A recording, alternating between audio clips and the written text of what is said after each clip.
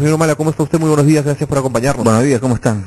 ¿Qué sensación tiene usted de la decisión tomada por el Premier Simón de derogar el 1064 y el 1090? Le preguntamos de frente.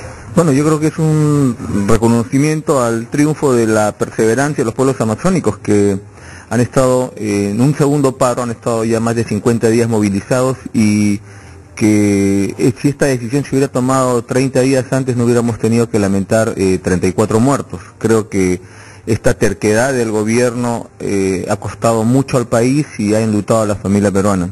En segundo lugar, creo que es una rectificación saludable de parte del gobierno y creo que esto debe ser completa, esta rectificación. Esta rectificación involucra también los 7 decretos legislativos por los cuales los pueblos amazónicos siguen en pie de lucha, por los cuales no han todavía desbloqueado las carreteras. Creo que también esta rectificación debe implicar el cese a la persecución política de diferentes líderes políticos, líderes sociales. Estamos viendo de que la dirigencia de IDESEP como la dirigencia de la COMPAC están con orden de captura, hay un asilado político. Y también creo que debe cesar o debe levantarse la sanción impuesta a los congresistas nacionalistas que defendieron lo que ahora el gobierno reconoce como válido, como legítimo, que es la derogatoria de los decretos legislativos. Esa es la madre del cordero. Y creo que si queremos llegar a un buen ánimo para iniciar que en el Perú haya el diálogo, creo que es necesario entonces completar la faena. Creo también que es necesario que se establezca la verdad, se llegue a la verdad, se investigue los hechos de Bagua, y en ese sentido yo no creo que esa verdad llegue a través de una comisión multipartidaria del Congreso de la República. Hemos visto cómo terminan las comisiones, como la de los petroaudios, la del chuponeo, etcétera. Las comisiones multipartidarias normalmente no llegan a la verdad, llegan a diferentes formas de encarar un problema. Por lo tanto, nosotros creemos que una posibilidad podría ser que una comisión muy plural investigue estos casos y no necesariamente que tenga la representación parlamentaria. Sino que incluya a qué otros actores, por ejemplo.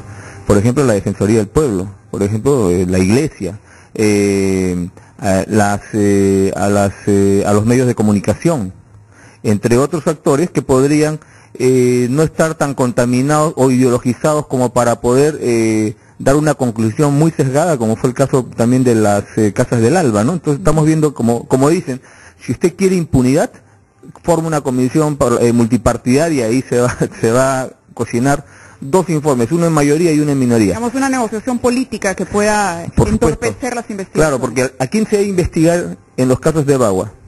Al gobierno tiene que investigarse, pues, ¿no? Porque ellos ordenaron romper el status quo, ellos ordenaron el restablecimiento del libre tránsito de la carretera cuando tenían 38 efectivos policiales capturados en Imacita.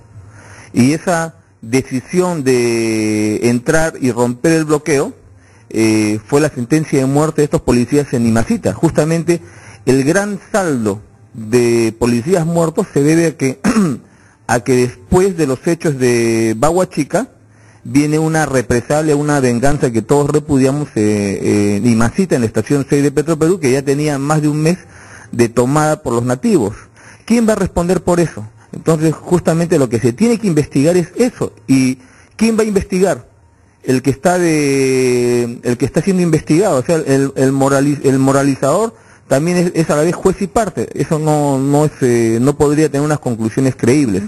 Aparte de eso, creo que ahora lo que se debe ver en la mesa de diálogo, no solamente son los 7 decretos legislativos que faltan derogar, sino tiene que verse una propuesta para la Amazonía y en general para las comunidades. ¿Cuál es la propuesta que nosotros venimos sosteniendo? Primero, que se reconozcan los territorios amazónicos, los territorios de las comunidades. Pero ya hay una comisión multisectorial que va a ver ese tema, ¿no es cierto? Una mirada más amplia del tema amazónico. Bueno, esperemos que sea esto. Nosotros estamos dando nuestra propuesta. Y el segundo punto es que las inversiones que ingresen a territorios comunales necesariamente deben contar con la voluntad de estas comunidades, pero también que estas comunidades sean incorporadas como socios, es decir, tengan una participación accionarial, no sean incorporadas como receptores de regalías, no sean incorporadas simplemente como jornaleros, sino como socios. Y eso sería un cambio cualitativo en la relación del Estado con su sociedad, del Estado con el capital. Correcto. Yo quería retomar el tema del análisis de esta propuesta o esta salida que ha planteado el gobierno a la crisis con la Amazonía. El tema de la derogatoria de estos decretos. Usted dice que finalmente era la única manera de lograr la paz, que el gobierno ha hecho bien, ha saludado esta medida, pero hay dos lecturas. Hay una lectura que en efecto va en ese sentido y dicen, bueno, el gobierno estaba prácticamente acorralado, no había otra que derogar, porque si no esto sabe Dios cómo iba a terminar. Pero también está el otro lado, el lado que cuestiona este retroceso por parte del gobierno que afecta evidentemente el Estado de Derecho y lo que hace es sentar un precedente de que cuando uno toma carreteras y uno recurre a la violencia, logra finalmente que el gobierno le conceda, digamos, aquello que está reclamando. ¿Cómo lo ve usted más allá del tema, por supuesto, de la justicia que ampara a los nativos, más allá del tema social, a nivel político, la decisión del gobierno de retroceder después de haber insistido tanto en que estos decretos no afectaban a la Amazonía y de las declaraciones que ya hemos escuchado del presidente de la República y de los ministros uno a uno defendiendo estas normas?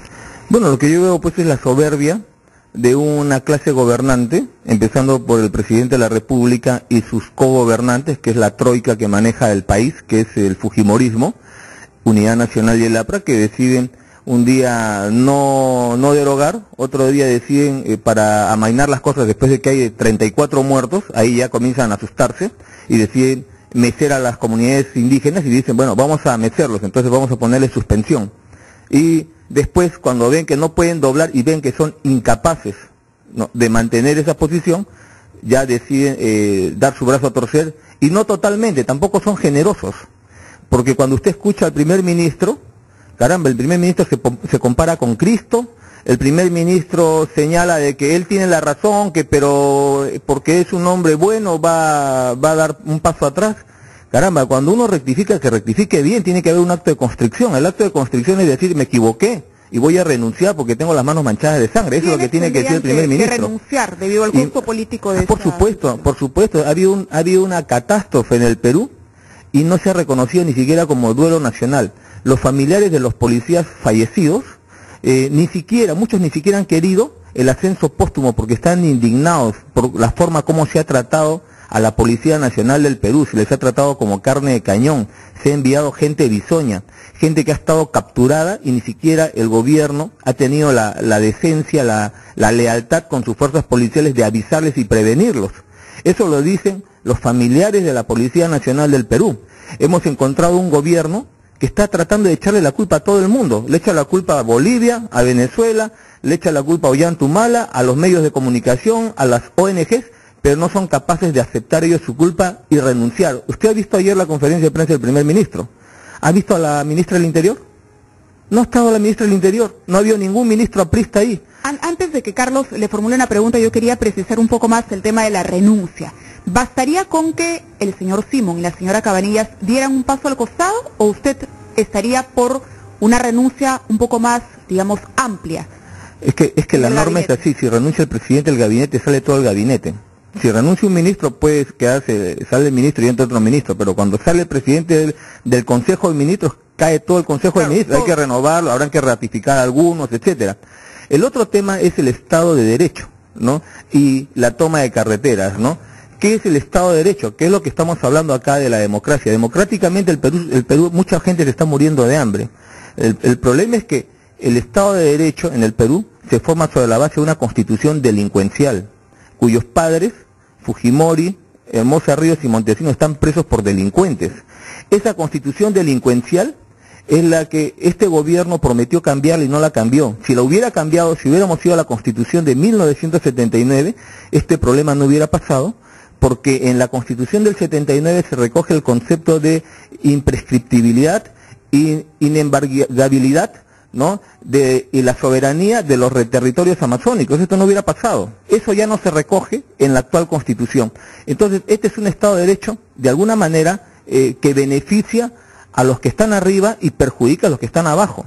Entonces, cuando se suma ese Estado de Derecho perverso, ¿no?, una clase política que dice, nosotros defendemos la democracia porque defendemos esta constitución delincuencial, pero después se salen de la constitución delincuencial creando decretos legislativos inconstitucionales. O sea, le sacan la vuelta a su propia constitución delincuencial.